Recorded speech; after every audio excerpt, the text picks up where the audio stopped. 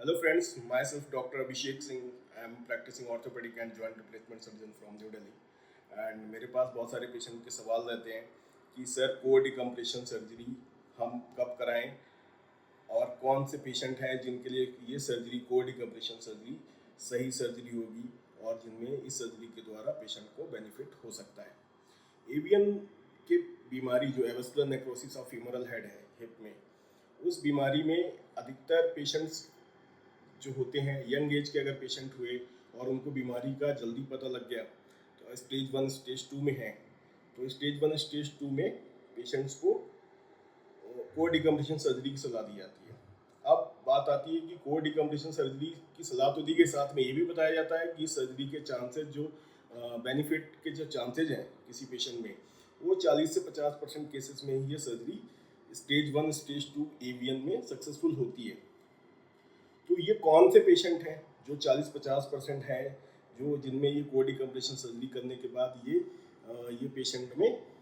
Benefit मिल जाता है patient को सर्जरी के द्वारा। तो इसके लिए what are the factors, how to get to know कि ये सर्जरी में के कोर डिकम्प्रेशन सर्जरी के बेनिफिट इस पेशेंट में ज़्यादा होने वाले हैं, इस पेशेंट में इस सर्जरी के बेनिफिट के चांसेस बहुत कम है ना। तो इसके लिए हम देखते हैं एमआरआई हिप की आप एमआरआई कराएं और एमआरआई में देखना होता है कि जो हेड का इन्वॉल्वमेंट है, जैसे ये फीमोरल हेड है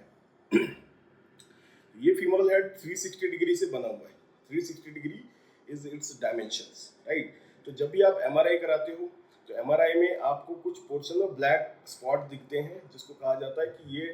जो हिस्सा हेड का है वो डेड हो चुका है। पेशेंट अभी भी जो हिप है वो स्टेज 2 में ही है, अभी 3 में नहीं गया है, मतलब अभी hip replacement is not advisable.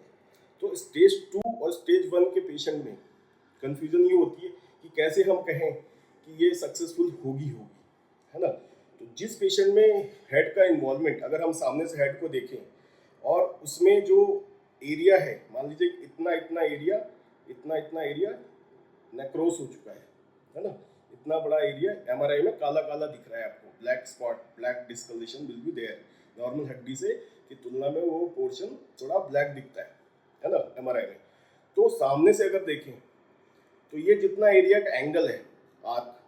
इसका ये एंगल प्लस अगर हम इसको इस डायरेक्शन में देखें और इस डायरेक्शन में जितना एरिया इन्वॉल्व है,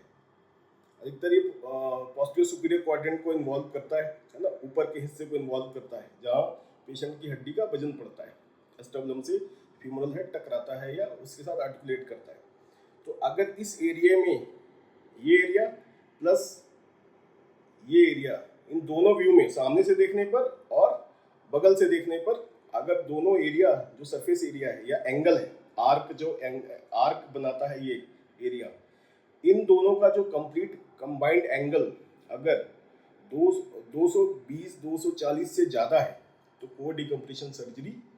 के सक्सेस होने के चांसेस कम हो जाते हैं, क्योंकि बहुत ज़्यादा एरिया इन्वॉल्व होने के बाद अगर आप उस हड्डी से ड्रिल करके छेद बनाते भी हैं तो अगर ये हेड कोलैप्स नहीं भी हुआ है तो बहुत जल्दी ये कोलैप्स हो जाएगा, क्योंकि अंदर से बोन का सपोर्ट चला गया है, आपने उसको और खोखला कर दिया है। क्योंकि अगर यही इन्वॉल्वमेंट अगर कम हो, जैसे जो पेशेंट अर्ली स्टेज में आ जाते हैं, पेशेंट को डॉक्टर को से मिल लेते हैं, सलाह ले लेते हैं, तो अगर उनका एरिया इन्वॉल्वमेंट बहुत कम है तो core decompression surgery is going to be life saving और will create a good effect in the patient,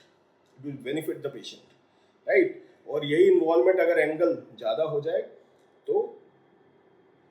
core decompression surgery के रिजल्ट थोड़े से अनप्रिडिक्टेबल हो जाते हैं और चांसेस बेनिफिट के कम रहते हैं, है ना। तो और हिप रिप्लेसमेंट के बारे में जानने के लिए आप हमारा चैनल सब्सक्राइब करें और वीडियो पसंद आए तो लाइक करें, और हिप रिप्लेसमेंट में नेक्स्ट वीडियो एवियन पर ही फिर बनाने वाला हूँ, so stay tuned, thank you.